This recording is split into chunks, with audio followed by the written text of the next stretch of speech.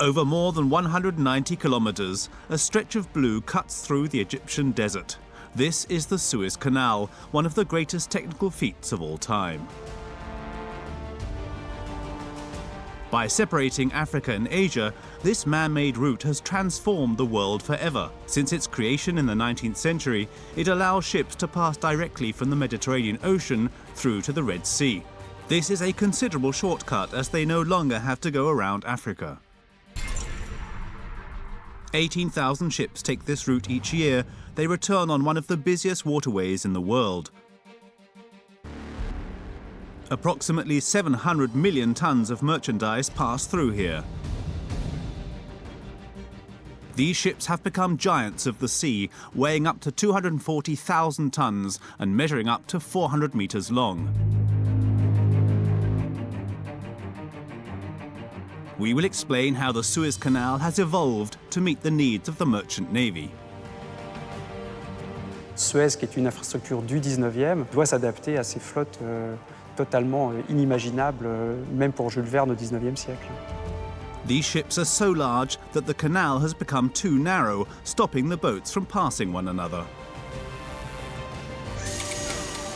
In 2014, a giant project is launched.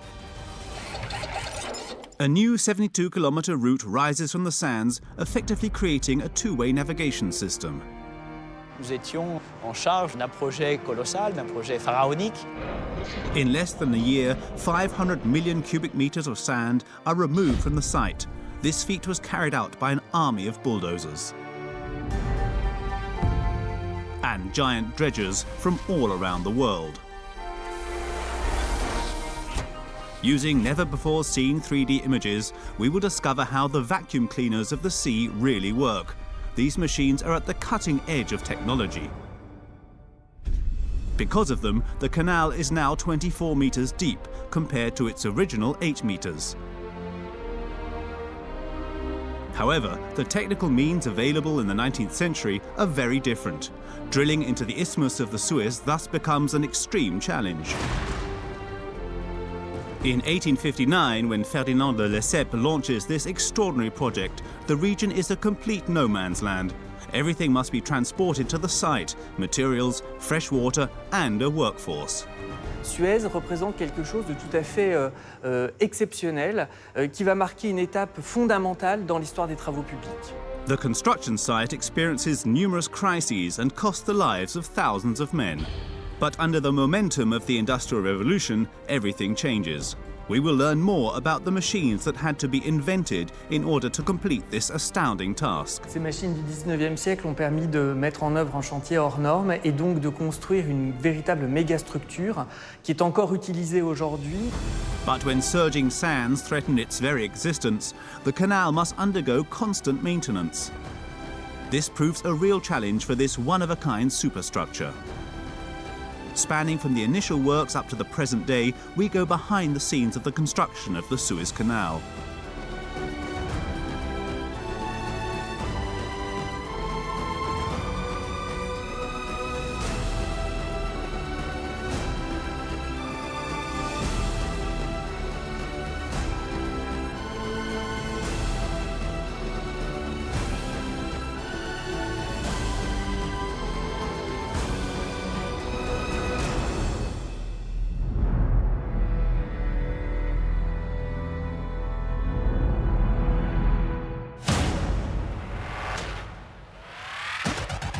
In 2014, a construction site is set up in the middle of the Egyptian desert.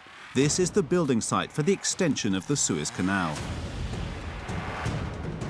The job is clearly immense. They need to dig a second waterway equal in volume to more than 200 large Cheops pyramids. A crazy yet ultimately successful gamble. The new Suez Canal is inaugurated with a great fanfare on the 6th of August 2015. It is an immense source of pride for the Egyptian authorities. Bigger, deeper, cleaner, the canal has been completely transformed. These images make their way around the world. Dozens of foreign politicians come to be a part of the occasion. The waterway represents a strategic focus for world maritime trade.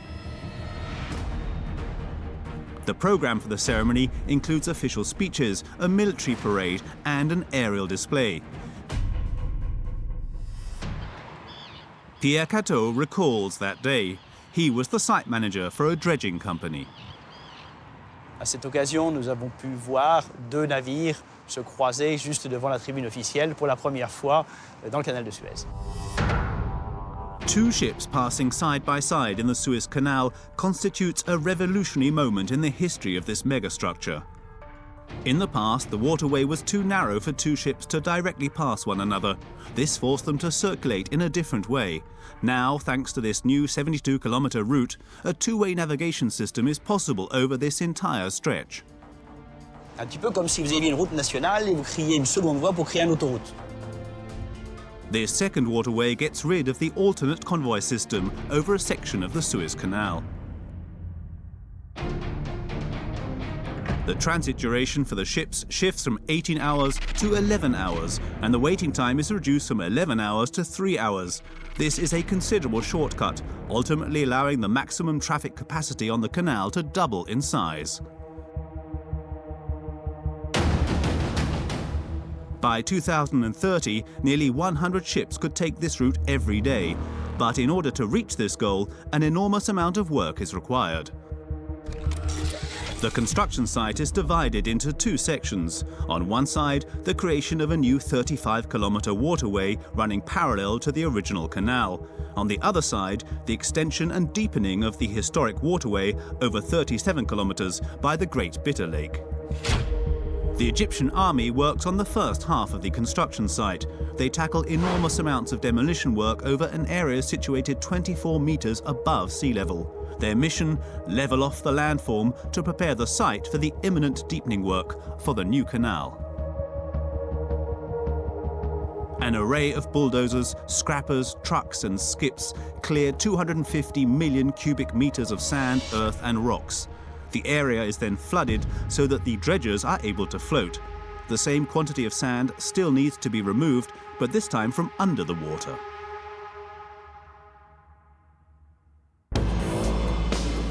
Machines at the forefront of technology, such as the cutter suction dredger, are enlisted for the task.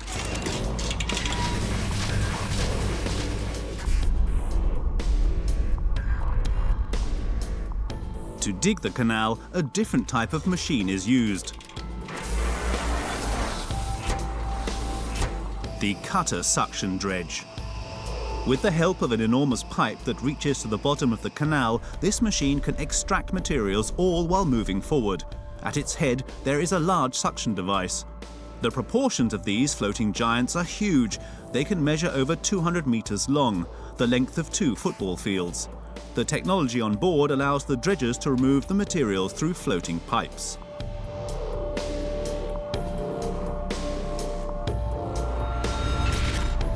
However, the quantities on this construction site are unprecedented.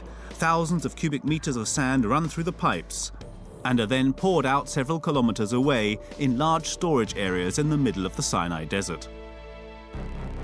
In 2014, the Suez authorities appealed to 2 sets of dredging companies.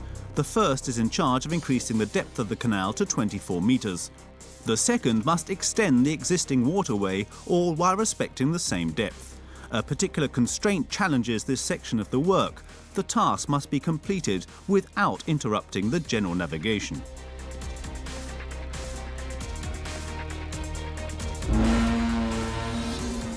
The company for which Pierre Cateau works participated in the dredging of the second zone. Nous étions en charge d'un projet colossal, d'un projet pharaonique qui comprenait en fait un challenge extrêmement important sur le plan logistique, sur le point de vue organisationnel. The head of the Suez Canal Authority had originally asked for a 5-year period to successfully carry out this incredible task. Nevertheless, he would only be given a year in which to do it. The time constraint would constitute a significant challenge for this record-breaking construction site. The next obstacle, the transportation of the materials and the personnel. En l'espace de quelques mois, un nombre énorme de dragues a été mobilisé du monde entier. On parle d'environ 40 dragues En complément de ce matériel principal, un très grand nombre de remorqueurs, de vedettes, de conduites, de pontons ont été mobilisés sur le projet. Le personnel qui est employé sur ce genre de chantier vient de 4 coins de la planète. Nous avions sur notre chantier 28 nationalités. To afford this extension, the country must spend more than €7 billion. The authorities thus rely on a national momentum and appeal for donations. The strategy is successful as 80% of the project would be financed by the Egyptian population, all in just a few days. The work on the new Suez Canal is added to a long series of construction sites on the waterway that have been underway since its creation in the 19th century. The construction history of this mega-structure dates back more than a century and a half. Discover the past with exclusive history documentaries and ad-free podcasts presented by world-renowned historians, all from History Hit. Watch them on your smart TV or on the go with your mobile device. Download the app now to explore everything, from the wonders of ancient Pompeii and the mystery of the princes in the tower to the life of Anne Boleyn and D-Day. Sign up via the link in the description. When the first engineers arrive at the Isthmus of the Suez, they discover a suitable environment for the implementation of a canal, despite its location in a completely isolated region. The Sinai, measuring 60,000 square kilometers, is one of the driest deserts in the world. However, nothing can shake the determination of the canal explorers. The official start of construction to connect the two seas is set for the 25th of April, 1859. But the workers are in for a hellish experience. Thierry Chambol has supervised numerous maritime works throughout his career. As an engineer, he describes the working conditions of the time. Il travaille avec de l'eau jusqu'aux cuisses. Avec un petit outil, il décroche des mottes de terre du fond et il les passe aux voisins, qui les passent aux voisins, ils font une chaîne. Et ils vont quand même réaliser 400 000 mètres cubes de déblais grâce à cette technique. Et on sent bien que ça n'est pas une technique qui pourra être prolongée longtemps. The site is in desperate need of a greater workforce. The project is in danger. But where could they find more workers willing to dig the canal?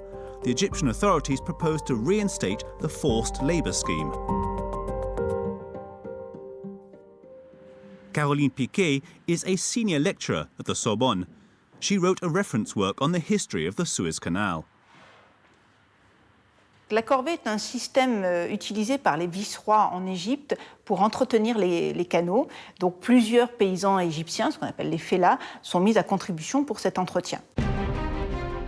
Nearly 400,000 labourers from all over Egypt are forced to dig the canal in extreme conditions.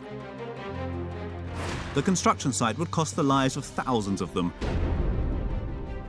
The isolation of the site, situated in the desert far from any supplies and equipment, quickly proves to be a problem. Groups of people are forced to deliver everything to the site. Some of the materials, such as wood or large rocks, are entirely missing from the area. Le transport du matériel est une autre grande préoccupation, puisqu'il faut faire venir ce matériel d'Europe. Il est ensuite débarqué à Alexandrie, mais ensuite il faut l'acheminer jusque dans l'isthme par chameau et puis par canot. Donc c'est extrêmement long, c'est coûteux. In need of a solution to facilitate the transportation of the materials, the managers of the construction site decide to build a small supply canal. At 50 meters long and 2 meters deep, the supply canal is a reduced scale model of the final canal. The workers first carry out the digging in dry conditions. Once they reach a certain depth, water is poured in so that the dredgers can float while extending and deepening the waterway. The excavated material is used to fill in the banks.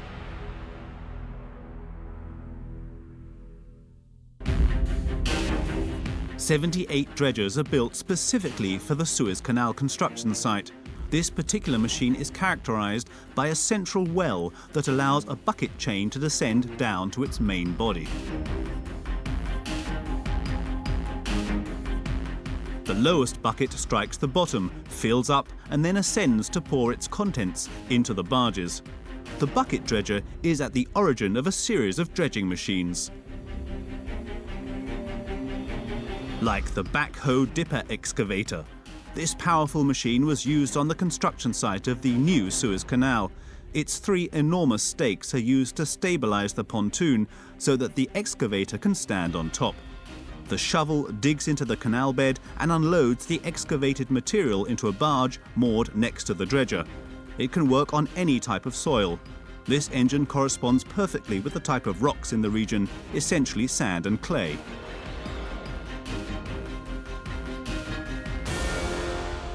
Since the drilling work for the canal started in 1859, the engineers have been asking themselves, how will these soils react when they are put underwater?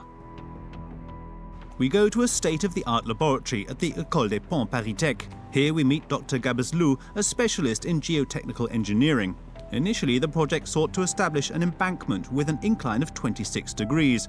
Nevertheless, due to the instability of the soil when placed underwater, their original plans would be turned upside down. Dans le projet du canal de Suez, les pentes se sont adoucies naturellement en présence de l'eau. On this reduced scale model of the Suez Canal, the specialist reproduces the same slopes as those originally imagined by the engineers at the time. On crée de plus en plus de zones instables en contact avec de l'eau.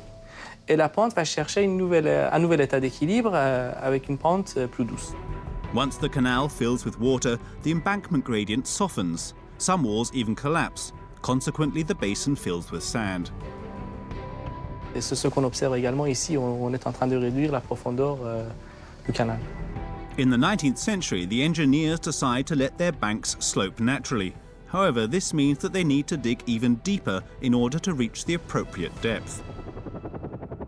During construction, traffic on the future canal is intense. Convoys of barges towed by men and animals are used to transport the materials. The installation of an additional supply canal quickly begins. Most importantly, this will allow fresh water to be delivered to the construction site. This is a rare product in the desert region, but it is indispensable for such work. Thanks to the canal, water from the Nile is transported to the isthmus from Zagazig to Ismailia, joining onto the Suez thereafter. The fresh water only arrives later to Port Said, first through canalization and then through an extension of the waterway. The freshwater canal follows the trace of a much older waterway. Since the dawn of time, men have been trying to cross the Egyptian desert by boat. Ce percement n'est pas une idée nouvelle, puisque au temps des pharaons, il existait déjà un canal de caractéristiques beaucoup plus limitées qui réunissait le delta du Nil à la mer Rouge. Puis ce canal a été oublié, il n'en restait que des vestiges. For centuries, the world seaborne trade has been using an entirely different route. The solution in connecting Europe and Asia lies in travelling to Egypt to unload the cargo. The transport then continues on land. However, this is not the end. When the groups reach the Red Sea, the goods are loaded onto a second ship for the rest of the trip. A real expedition. A new waterway would only be established by the Portuguese at the end of the 15th century. This new waterway would merge the oriental borders together, effectively bypassing Africa. This voyage lasts several months. Nearly 300 years later, a French emperor reinstates the idea of drilling into the isthmus of the Suez. Il faut attendre néanmoins l'expédition de Bonaparte en 1798 pour que le projet véritablement fasse l'objet d'une étude scientifique.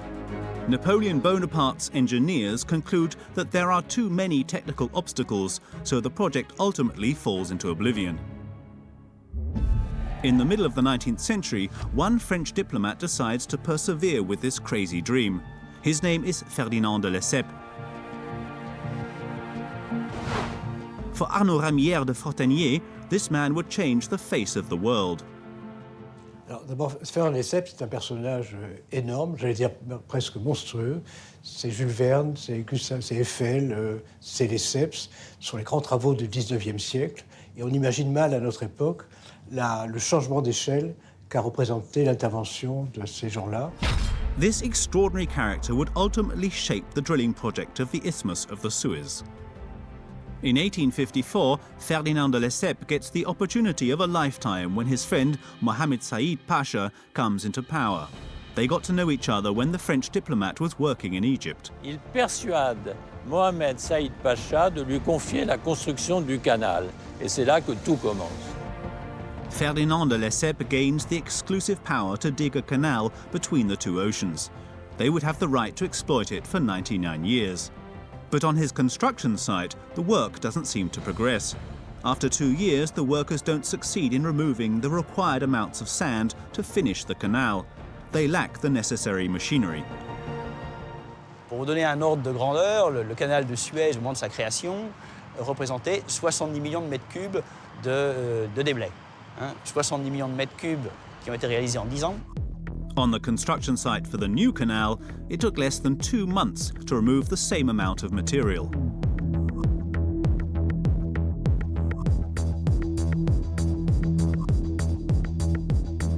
In a century and a half, the quality of the dredgers has evolved considerably. The incredible volume of material excavated in the most recent extension project is proof of this. L'élargissement du canal de Suez a représenté 500 millions de mètres cubes, disons 250 millions de mètres cubes par dragage en l'espace de 10 mois. Donc en fait, on retrouve un facteur de plus de 100 entre, disons, la capacité d'excavation d'aujourd'hui et celle de l'époque. But in order to reach the fixed excavation objectives, the construction site required the mobilization of 75% of the existing dredgers, which amounted to approximately 40 machines from all over the world. Toutes ces dragues, bien entendu, travaillent 24 heures sur 24 et 7 jours sur 7, et de telle façon à effectuer les travaux dans le minimum de temps possible, compte tenu que la contrainte de temps était certainement extrêmement importante sur ce projet. Nowadays, the best dredgers are fitted with hydraulic pumps that inject water in order to extract the sediments. Les dragues aspiratrices actuelles sont des engins d'une puissance incroyable et qui peuvent aspirer en 1 heure 10 000 mètres cubes de sable en place, ce qui aurait nécessité à sec 10 000 ouvriers. In his time, Ferdinand de Lesseps would have loved to work with such effective machines, even if they had only arrived on the Suez Canal after the 1930s. Nowadays, with unimaginable capacities, these machines have facilitated the deepening of the Suez Canal. The key feature of the cutter suction dredge is that it can move and work at the same time. This was an excellent advantage on the construction site of the new Suez Canal, where tasks sometimes had to be carried out without interrupting general navigation. To find out how this machine works, we climb aboard one of these floating giants. This ship works on maintaining the access channel at the port of Antwerp. Dennis Hennebert is its engineer. En fait, la drague peut être comparée à un gros aspirateur flottant, un aspirateur des mers, des rivières. Et l'élinde sera le tuyau d'aspiration. The dredge draghead is the large tube trailing across the length of the hull that links onto the pumping system. Here it measures around 50 meters. Its head resembles that of a giant steel monster. Ça, c'est la crépine, la tête de dragage. Donc, c'est l'endroit par lequel les matériaux sont aspirés depuis le fond. Donc, on a plusieurs éléments. On voit que cette crépine est équipée de genres de dents. Donc, c'est ce qui permet de racler le sol, de faire en sorte que les matériaux sont bien repoussés vers la crépine. Et l'aspiration, qui est créée par la pompe, est à ce niveau-ci de 10 000 mètres cubeurs. Donc, cette capacité d'aspiration mélangée avec l'impact des dents qui grattent le sol et également des injections d'eau qui nous permettent de mettre en suspension ces matériaux font que nous avons une quantité impressionnante de matériaux qui est directement envoyée vers le puits la drague par la pompe. The filter works with the help of a water injection system. It has a mobile head. This way, it can adapt to fit the incline of the dredging area. The first water injection sets the materials in motion. Then, with assistance from the teeth, a second injection totally decomposes the sediments.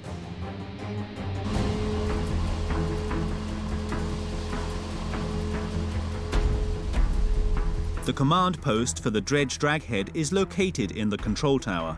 The main technician works with several screens. These allow him to get an overall view of the depth of the zone, the performance of the device, as well as an indication of the amount it has dredged. Be it mud, sand or stones, the collected sediments are all stocked on board in the centre of the vessel. The largest reservoirs can reach a colossal capacity of up to 45,000 cubic metres, the equivalent to 12 Olympic swimming pools.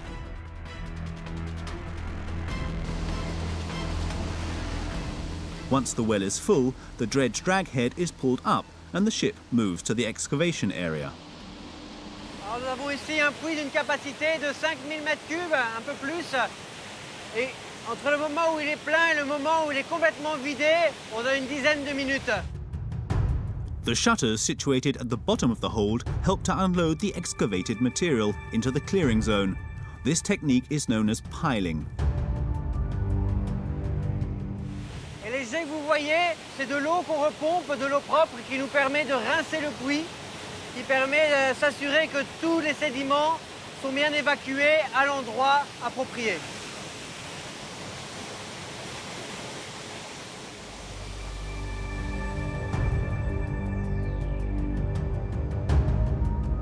An alternative clearing system consists in forcing the material through a pipe.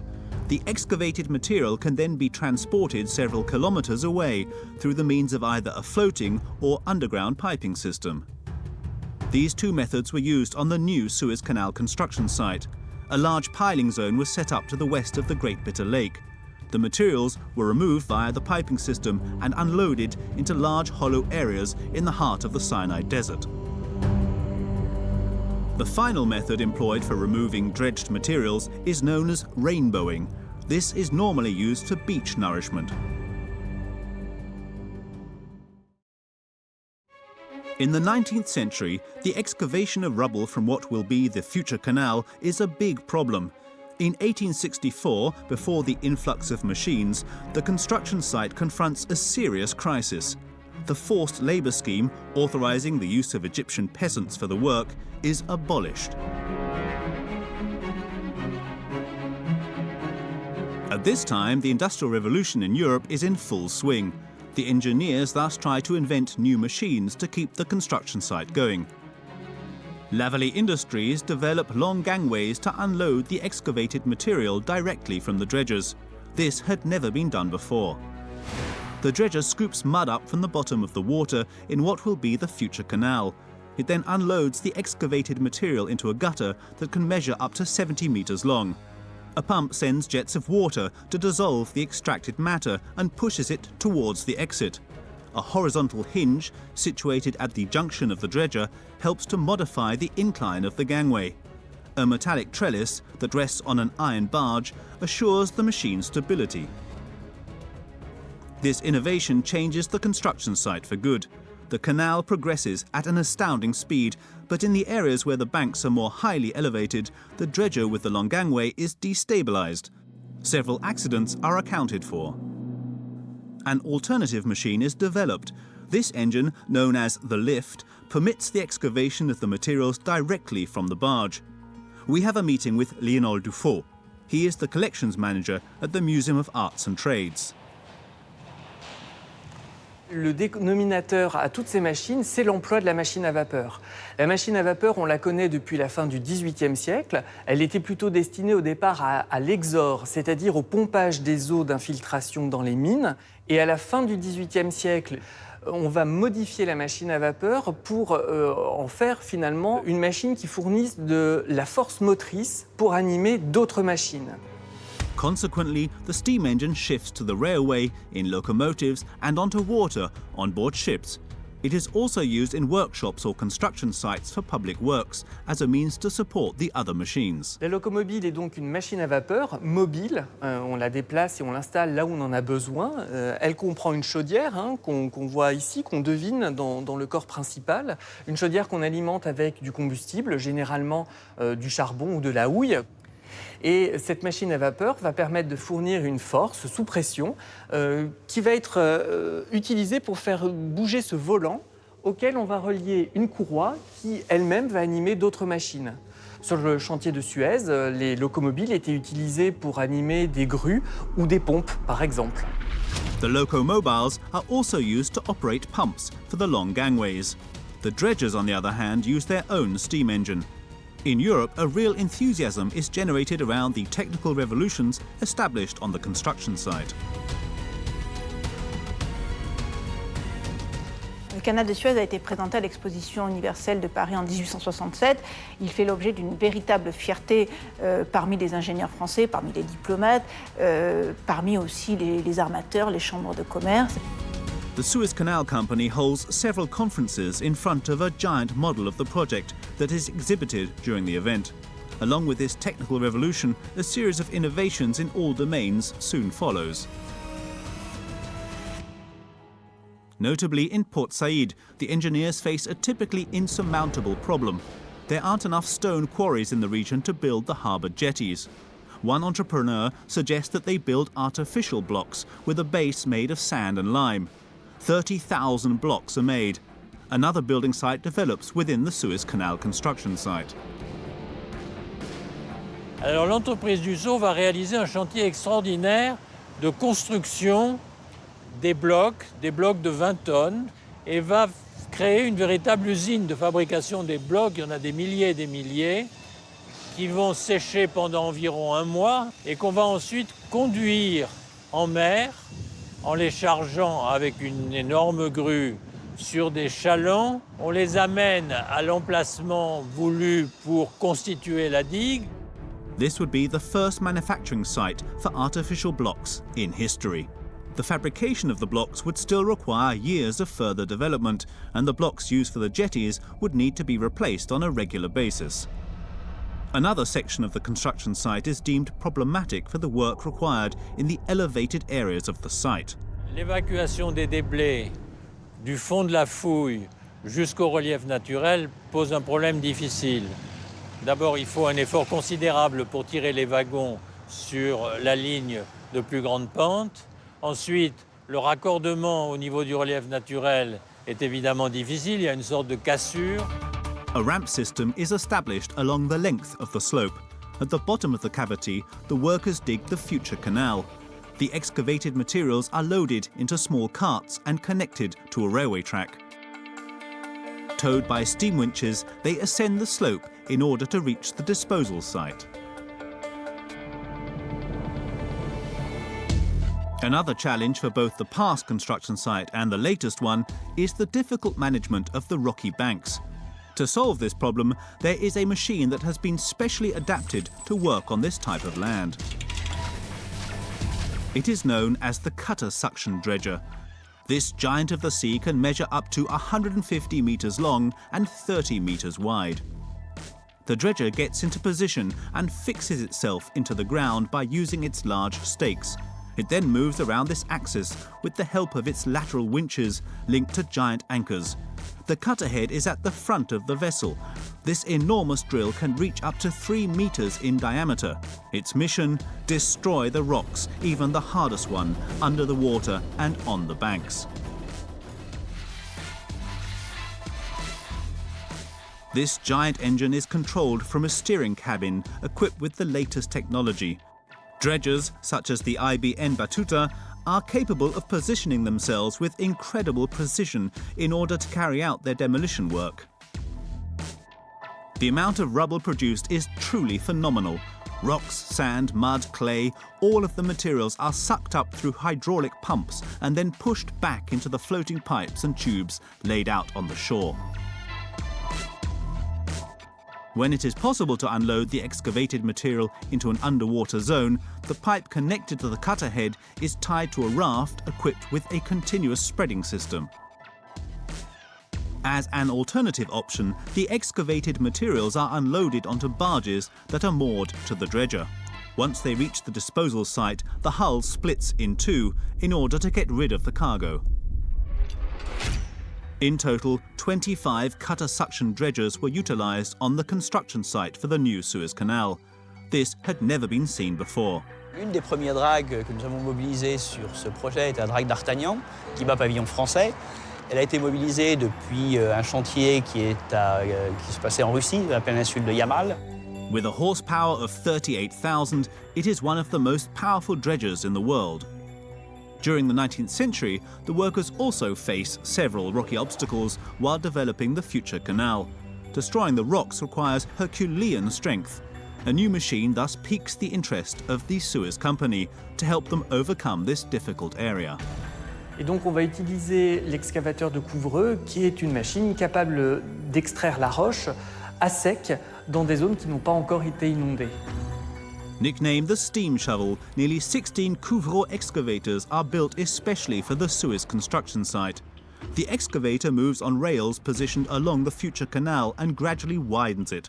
In the space of 3 years, it assists in the removal of 9 million cubic meters of land, a record. Its specially formed buckets allow it to extract a significant amount of rock before ascending back up to the excavator. The extracted matter is taken away in small carts. Once they are all loaded, a locomotive takes them to the disposal site. Little by little, the railway line becomes a normal part of the construction site.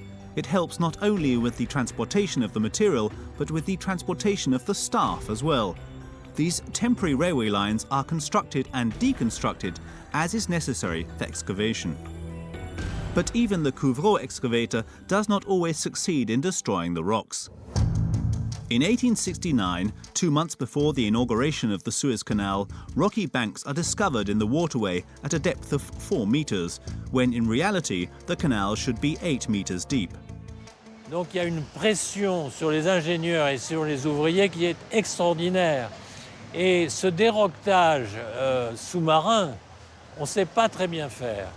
Donc on va immerger des bouteilles de 4 à 5 litres de poudre réunies par un tuyau en caoutchouc qui contient le cordon qu'on va allumer à la surface pour faire éclater ces bouteilles à la surface du banc rocheux.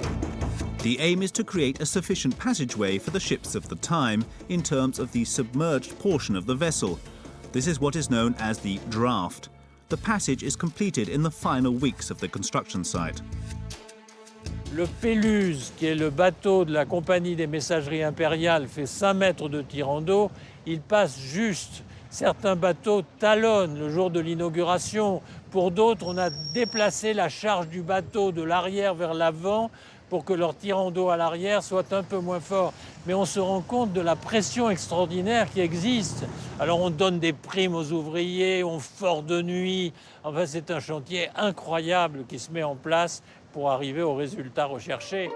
After 10 years of labor, the Suez Canal finally becomes a reality. The Red Sea and the Mediterranean Ocean join together. The waterway measures 164 kilometers in total. The route now joins the main cities of the isthmus together: Port Said on the Mediterranean Ocean, Ismailia in the middle, and finally Suez at the mouth of the Gulf by the Red Sea. On the 17th of November 1869, the Suez Canal is inaugurated. It is an international event. Ferdinand de Lesseps has made the Pharaoh's dream a reality. Open to all nations, the Suez Canal changes the world's seaborne trade forever.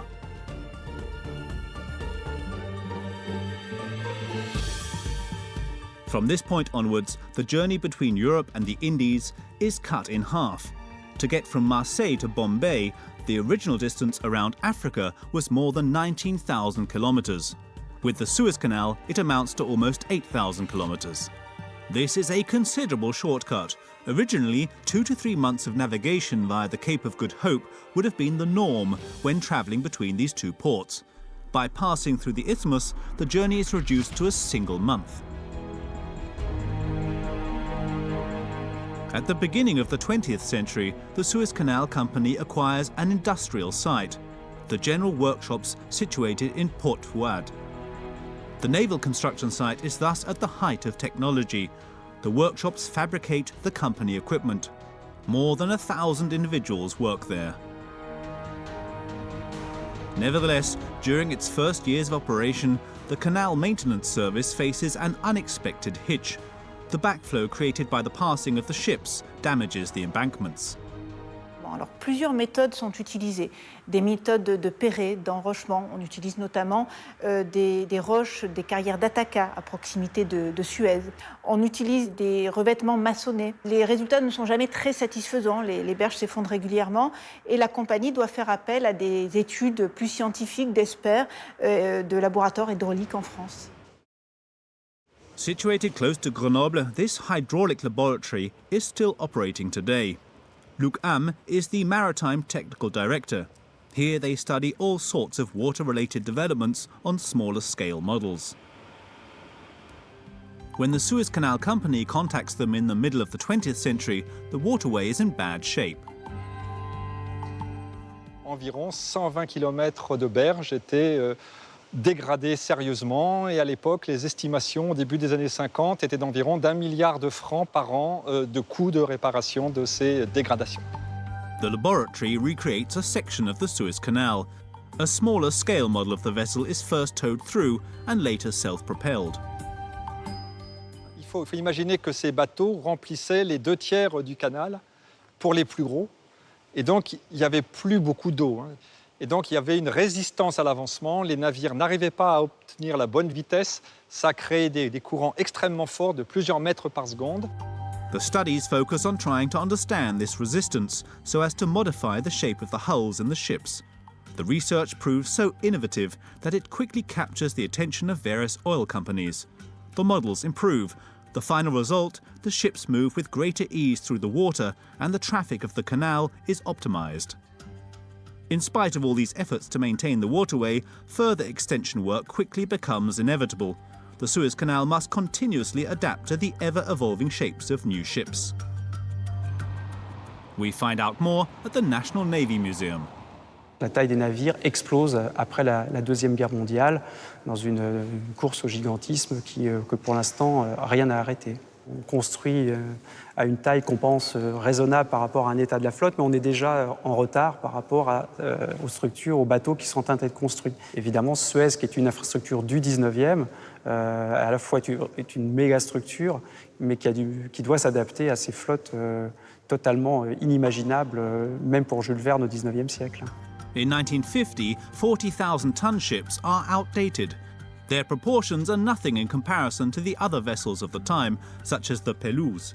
With its 2,000 tons, the ship owned by the Imperial Maritime Shipping Company is one of the first to have travelled on the Suez Canal.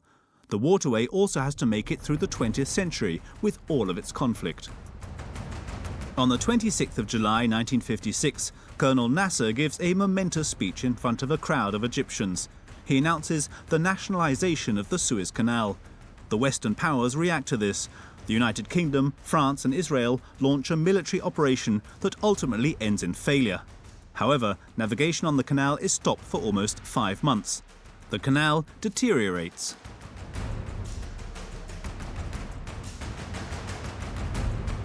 With the help of the UN, Egypt repairs and modernises the canal. With its depth increased to 14 metres, the waterway can now handle ships with an 11-metre draft. In 1967, a new crisis shakes the region, the Six-Day War. Along with other Arab countries, Egypt battles against Israel. The Suez Canal turns into a war zone. Sunken ships and mines obstruct the navigation. The basin fills with sand and the embankments collapse. The waterway is closed down. La fermeture du canal de Suez après la guerre des 6 jours est une véritable catastrophe puisque le canal de Suez ne sera pas entretenu pendant 8 années et lorsqu'il est réouvert en 1975, il n'est plus adapté à la marine pétrolière. Avant la guerre, il accueillait à peu près 80% de cette marine marchande. Après la guerre, on tombe à 1/3. Donc c'est une perte de clients énorme. La plupart des armateurs ont repris le chemin du contournement de l'Afrique et de manière à rentabiliser les parcours, on construit des bateaux qui dépassent les 200 000 tonnes. Donc ils ne sont absolument plus adaptés au canal de Suez. The Egyptian authorities must act. So, with the help of the international community, they launch a rehabilitation and modernization program for the canal. Thereafter, the canal doubles in size at 4 separate points to allow the ships to pass one another. Port Said and Cabret, both of which have been part of the site since 1955, join onto the Bala bypass. Ultimately, a new bypass at the Great Bitter Lake spans over a 5-kilometre distance. Similarly to motorway junctions, these bypasses allow the ships to travel in both directions. Thanks to these new dimensions, the canal can withstand ships weighing up to 150,000 tons. These ships have turned into giants of the sea that need to be controlled. At Port Revel Ship Handling Centre in Isère, pilots and captains learn how to maneuver the ships with the help of small-scale models. These mini-liners, container ships, ferries and tankers, all about a dozen meters long, can hold up to 2 people. On this 5-hectare lake, all sorts of maritime infrastructures have been recreated, including a section of the Suez Canal. Jean-Paul Jean-Jean is an instructor. This morning, he is training 2 interns to attempt the bypass on the Suez Canal. This maneuver is normally forbidden. Here, potential errors can be pushed beyond the security limits. It is a good way to test the ship's reactions. Sur les canaux en général, quand il n'y a pas suffisamment de place ou quand les bateaux s'approchent trop près l'un de l'autre, ils prennent un risque. Il y a des forces qui se développent et qui font que les bateaux sont ou attirés ou repoussés. Et si c'est dans un canal, c'est plus étroit, ça peut donner des embardées, enfin des changements de direction involontaires que le capitaine ou le pilote ne peuvent pas prévoir et donc c'est dangereux. Les 2 bateaux sont parallèles, les 2 arrières sont proches, très proches. Et là, le risque, c'est que le Grenoble va s'échouer. This is a tenfold hazard as maritime infrastructures are often overcrowded. But how can you maneuver ships that are continuously increasing in speed and size yet lack in power?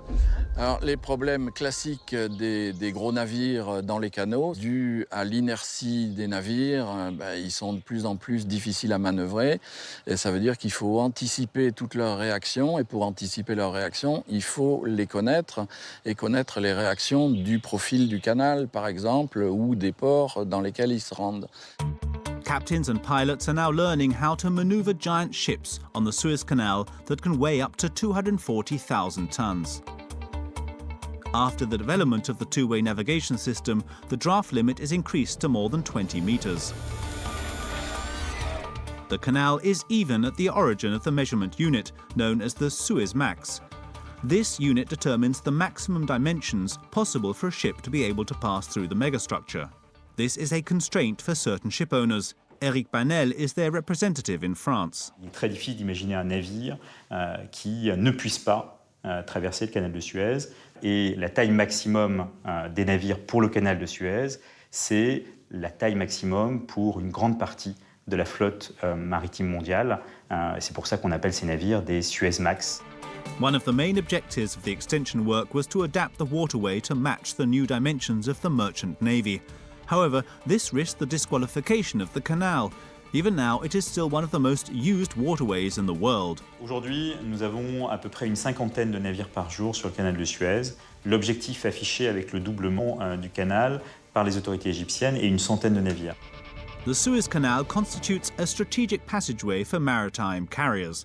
The waterway drains out almost 8% of global traffic. It also represents an enormous economic stake for the Egyptian authorities. Aujourd'hui, ce coût de passage du canal représente à peu près 800 000 $ pour un porte-conteneurs de 18 000 conteneurs. Cette source de revenus, aujourd'hui, on l'estime donc à plusieurs centaines de millions pour l'État égyptien. C'est la 3e source de revenus du budget égyptien aujourd'hui. Egypt thus has every interest to keep investing in its megastructure. Back at the Suez Canal, we climb on board a container ship. Boat alongside. Yeah, boat alongside. Max is the captain. We are at the moment proceeding northbound in the Suez Canal. Here, the navigation laws are strict. Direction and speed must be constantly controlled in order to avoid crashing into another ship. Yeah, it's going smooth. No problems here. Slow ahead. Okay. A pilot from the Suez Canal Authority advises the captain on which maneuvers to pursue. This is a compulsory measure.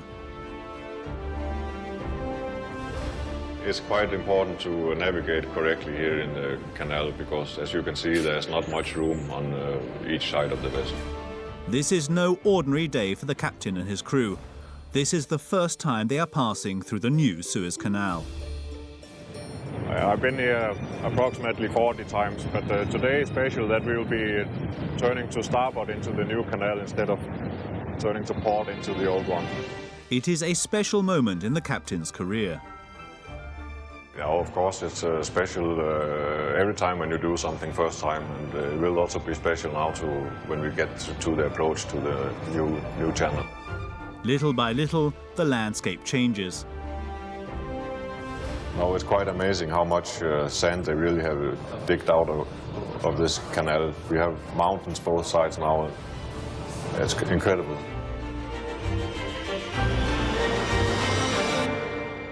The Suez Canal, the gem of the industrial world, continues to blow us away with its innovations. Now, as a two-way navigation system, the megastructure must overcome another challenge, namely how to cross it. The new Suez Canal has rendered certain infrastructures obsolete, such as the El Ferdan railway bridge. At 340 meters, it was the longest swing bridge in the world. Now it no longer serves any purpose. To cross over the dual waterway and make the Sinai region more accessible, several infrastructures will take shape. A notable addition to the program, the construction of 2 motorway tunnels beneath the Suez Canal near Port Said. This is an entirely new challenge, as it involves drilling a double tube measuring nearly 4 kilometers long. A subsequent railway tunnel may even accompany this technical feat. Constantly changing in size, depth and modernity, the Suez Canal is in a state of perpetual transformation.